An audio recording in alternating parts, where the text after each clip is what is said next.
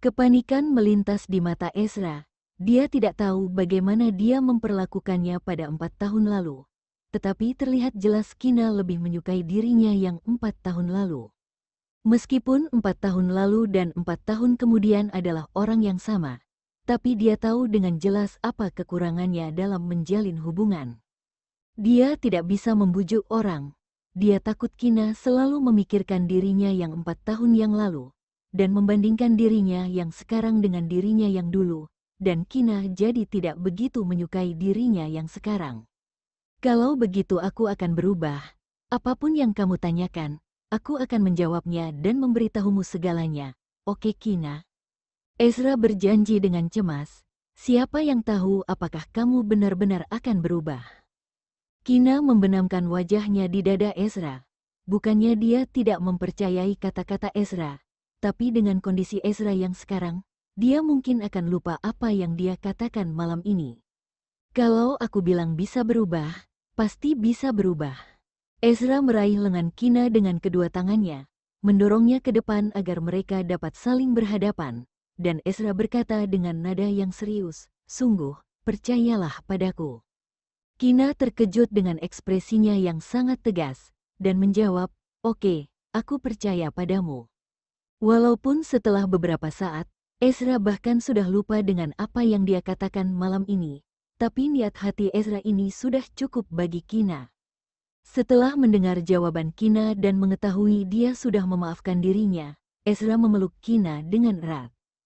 "Ezra," Kina memanggilnya sambil memeluknya. "Ya." Suara Ezra yang awalnya dingin menjadi hangat, tidak ingin terlihat terlalu cuek. Dia menambahkan, "Ada apa? Jangan pernah berpikir aku ada sesuatu dengan pria lain lagi. Aku tidak akan pernah selingkuh atau menduakan kamu. Jika aku benar-benar tidak ingin bersamamu lagi, aku akan mengakhiri hubungan kita terlebih dahulu." Baru, sebelum dia selesai berbicara, Ezra sudah memotongnya. "Jangan katakan itu. Aku tidak suka melihat pria lain berada di sampingmu, dan itu membuatku marah. Jika ada sesuatu yang ingin aku tanyakan, maka aku akan langsung bertanya padamu, dan tidak akan berpikir sembarangan lagi. Jangan mengatakan hal-hal tentang mengakhiri hubungan kita lagi, aku tidak suka mendengar itu." Ezra tidak pernah berpikir bahwa Kina akan memiliki pengaruh yang begitu besar di hidupnya dalam waktu sesingkat ini, dan dia juga tidak pernah berpikir bahwa Kina akan meninggalkannya kelak. Ezra hanya tahu bahwa dia ingin bersama Kina. Dia juga tahu dengan kondisinya yang sekarang. Dia takut jika Kina meninggalkannya, dirinya akan segera melupakannya. Tapi dia tidak ingin melupakan Kina. Dia ingin terus bersama Kina sampai maut memisahkan, dan hanya Kina yang ada di dalam ingatannya. Tidak membicarakan itu lagi, Kina berkata sambil mengangguk. Setelah membicarakan hal ini, Ezra mencium aroma sabun mandi susu di tubuh Kina. Itu adalah aroma sabun mandi putranya. Ditambah lagi tubuh Kina yang lembut bersandar di lengannya, membuat jiwanya bersemangat. "Kina," panggil Ezra dengan suara rendah. Kina mengiyakan, lalu mengangkat kepalanya dan melihat mata Ezra yang panas. Dia tahu apa artinya itu, dan pipinya pun memerah. Kina ingin menolak, tetapi memikirkan Ezra akhir-akhir ini sudah banyak mengalah, membiarkan dirinya menghabiskan waktu dengan putra mereka. Dia sedikit ragu, lalu melingkarkan tangannya ke leher Ezra. Tindakan Kina ini memberikan Ezra banyak dorongan. Dengan lengannya yang panjang, Ezra mendekatkan tubuh Kina ke dekatannya. Tangan yang lainnya memegangi bagian belakang kepala Kina. Dia menundukkan kepalanya dan mencium bibir merah muda Kina yang lembut. Dia mencium dengan sangat lembut dan sabar, seperti sedang merawat harta yang paling berharga di dunia. Seiring dengan perubahan suasana, dia perlahan memperdalam ciumannya dengan penuh gairah. Setelah beberapa saat, Kina menjadi lemas. Tangan yang semula melingkar di leher Ezra sekarang turun ke pundaknya. Dia bahkan tidak sadar kapan piyamanya terlepas. Untuk membuat Kina merasa lebih nyaman, Ezra secara perlahan membaringkannya ke ranjang, melepas syal yang menghalanginya. Kemudian, ketika Ezra bersiap untuk bertindak, Kina tidak lupa mengingatkannya untuk memakai pengaman. Ezra tertegun sejenak, Cahaya gelap melintas di matanya, lalu mengikuti perkataan Kina. Setelah berhubungan, Kina menyerah dan menangis memohon belas kasihan. Tapi tadi Kuinalah yang bertindak terlebih dahulu. Jadi bagaimana mungkin seorang pria yang telah menantikan ini begitu lama bisa melepaskannya begitu saja? Kegiatan ini mereka lakukan di kamar sepanjang malam, sampai langit menjadi putih barulah pria yang sadis itu berhenti. Sebelum tidur, Kina dalam hati berpikir, dia tidak akan pernah berani memprovokasi pria yang sedang nafsu lagi. Ezra, yang telah berjuang sepanjang malam, masih energi dan terjaga. Dia menatap wanita yang tidur nyenyak di lengannya. Ada air mata samar di sudut mata Kina, air mata yang tidak bisa dia tahan lagi ketika melakukan hal itu. Ezra selalu berpikir dia akan dingin dengan Kina, tetapi begitu dia bertemu dengan Kina, dia tidak bisa mengendalikan dirinya. Ezra tersenyum tipis, dia perlahan mengangkat tangannya dan membelai pipi merah muda Kina dengan sangat lembut. Dia merasa sangat bersyukur dan berterima kasih pada Kina karena telah muncul dalam hidupnya untuk kedua kalinya, membuatnya bisa merasakan keindahan hidup ini. Ezra berbisik di telinga Kina dan membuat janji serius. Aku tidak tahu seperti apa aku pada 4 tahun yang lalu. Tetapi aku berjanji kepadamu, aku akan lebih baik dari 4 tahun yang lalu dan tidak akan membuatmu memikirkan aku yang dulu lagi. Aku akan membuatmu menyukaiku lebih dari 4 tahun yang lalu. Setelah memastikan Kina sudah tidur dengan nyenyak, Ezra dengan lembut memeluknya ke kamar mandi. Menempatkan Kina di bak mandi yang ditetesi minyak esensial, Ezra keluar dari kamar mandi, mengganti spray baru, lalu kembali masuk ke kamar mandi untuk saling membersihkan diri.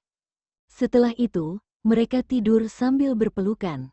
Ketika Kina bangun, waktu sudah menunjukkan siang hari. Dia duduk sambil memegangi pinggangnya yang tidak bertenaga, dan diam-diam memarahi seseorang yang sadis semalam. Selimut tipis di tubuh Kina perlahan turun. Dia merasa dingin, lalu menundukkan kepalanya. Wajahnya tiba-tiba memerah, dan dia menggertakkan giginya karena malu dan marah. Bajingan, Ezra bahkan telah mengganti spraynya, tapi dia tidak memakaikan Kina baju. Setelah sekitar setengah jam, Kina yang baru selesai mandi keluar dari kamar mandi. Dia merasa jauh lebih nyaman dari tadi, pada saat dia baru bangun tidur, lalu melihat pintu terbuka dan seseorang masuk dari luar. Kina, Ezra langsung menghampiri Kina setelah melihat ekspresi wajahnya yang tidak begitu baik. Ezra menduga, itu pasti karena dirinya yang terlalu sadis semalam. Jadi dia dengan ramah berkata, aku sudah menyuruh koki untuk menyiapkan makan siang, dan aku akan menemanimu turun untuk makan. Kina menyenggol Ezra dengan sikunya, tapi dia juga tidak tega menyengolnya terlalu kencang. Wajah Kina memerah, lalu menatap Ezra dan mengancam, jika kamu kelak berani seperti semalam lagi, maka aku tidak akan membiarkanmu menyentuhku lagi. Begitu pria ini sudah kehilangan kendali, dia seperti binatang buas, dan tidak ada gunanya meminta belas kasihannya. Aku kelak akan berusaha untuk mengendalikannya, Ezra menjawab dengan tidak pasti sambil menggenggam tangan Kina. Kamu bisa mengendalikannya, Kina meliriknya dengan curiga. Akan aku usahakan, Ezra tidak berani berkata terlalu banyak. Ketika Kina mendengar kata-kata Ezra, dia tahu bahwa kata-kata pria ini tidak bisa dipercaya. Mengingat kejadian semalam, Kina mendengus, malam ini kamu tidur sendiri.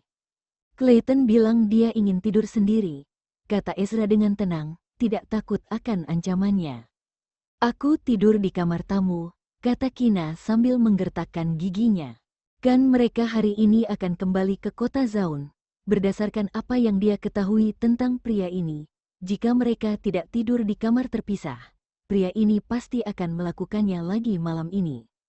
Teringat dengan kejadian semalam saja sudah membuat kakinya menjadi lemah. Ezra mengerutkan bibirnya dan mengganti topik pembicaraan, ganti pakaianmu dan turun makan. Jika Ezra tidak menjawabnya secara langsung, maka Kina akan menganggapnya setuju. Setelah berganti pakaian, Kina dan Ezra turun bersama. Di aula di lantai bawah, selain pelayan, Tidak terlihat satupun keluarga Okto di sana. Hal ini membuat Kina yang terlambat bangun karena suatu alasan menghela nafas lega. Clayton pergi bermain dengan paman lagi. Kina bertanya pada pria di sebelahnya dengan lembut. Tidur siang, jawab Ezra singkat. Setelah sarapan, putra mereka terlihat tidak begitu bersemangat, sepertinya semalam kurang tidur. Setelah sarapan, Clayton terus berada di ruang tamu sampai makan siang, dan tidak melihat Kina keluar. Tapi dirinya sudah sangat mengantuk, jadi kembali ke kamarnya untuk tidur. Mendengar itu, Kina tidak bertanya lagi. Baru saja semalam tidak bertemu dengan putranya, tapi dia sudah merindukan anak itu, jadi dia memutuskan untuk melihat putranya sehabis makan.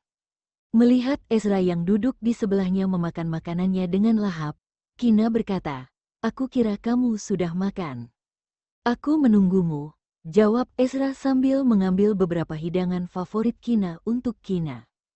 Kina terkejut, sudut bibirnya perlahan tersenyum, sentuhan manis itu menyebar di lubuk hatinya. "Kelak jika kamu memang sudah lapar, makan duluan saja, tidak perlu menungguku." Setelah Kina selesai berbicara, dia menyadari ada sesuatu yang salah. Biasanya situasi apa yang bisa membuat Ezra menunggu? Bukankah situasi seperti semalam? Setelah memikirkannya, wajah kecilnya langsung memerah, dan dia menundukkan kepalanya tidak menatap Ezra. Sudut bibir Ezra memancarkan senyum, dan berkata, "Tidak, aku akan menunggumu." Kina berpura-pura tidak mendengar dan terus memakan nasinya. Setelah makan siang, Kina meletakkan piring dan langsung berlari menemui putranya. Pria itu tampak sedikit cemburu melihat hal ini. Clayton tidur tidak begitu nyenyak, bahkan suara pintu yang terbuka pelan saja sudah membuatnya terbangun.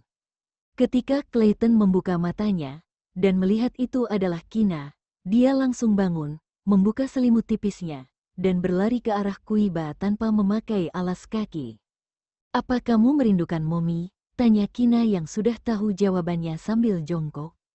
Melihat sikap anaknya yang sangat antusias ini, Kina sudah tahu bahwa anaknya pasti sangat merindukan dirinya. Clayton mengangguk dengan penuh semangat, memeluk, dan mencium tubuh Kina. Dia merasa sangat nyaman. Momi semalam tidak ada, jadi dia tidak bisa tidur nyenyak. Dia bahkan sudah memeluk gulingnya, tapi tetap saja tidak bisa tidur dengan nyenyak. Dia merasa sedikit menyesal karena telah berjanji untuk tidur sendiri, tapi pria sejati harus menepati janjinya. "Sayang, Momi temani kamu tidur siang ya." Kina dapat melihat wajah kecil putranya penuh dengan kelelahan. Selama ini Kina selalu menemani anaknya tidur. Semalam tiba-tiba tidur sendirian. Dia pasti tidak terbiasa dengan itu dan membuatnya tidak tidur dengan nyenyak. Ketika Clayton mendengar ini, matanya tiba-tiba bersinar. Baru saja ingin mengangguk, tapi dia kembali ragu. Kemudian dia berpikir dalam hati, dia hanya mengatakan dia akan tidur sendiri di malam hari. Tetapi dia tidak mengatakan bahwa Momi tidak bisa menemaninya di siang hari. Setelah memikirkan ini, Clayton mengangguk dengan penuh semangat dan menarik Kina ke tempat tidur. "Momi malam ini tidur sama Clayton ya?" tanya Kina lembut sambil menatap putranya yang sedang berbaring miring. Dia merasa tidak tega setelah mengetahui putranya tidak tidur dengan nyenyak semalam. Clayton sangat antusias dan ingin setuju, tetapi pada akhirnya dia menggelengkan kepalanya dan menolak. "Momi menemaninya tidur siang saja. Sayang, apakah papi semalam memberitahumu sesuatu lagi ketika kamu pulang?" Kina selalu kepikiran dengan perilaku abnormal putranya ini.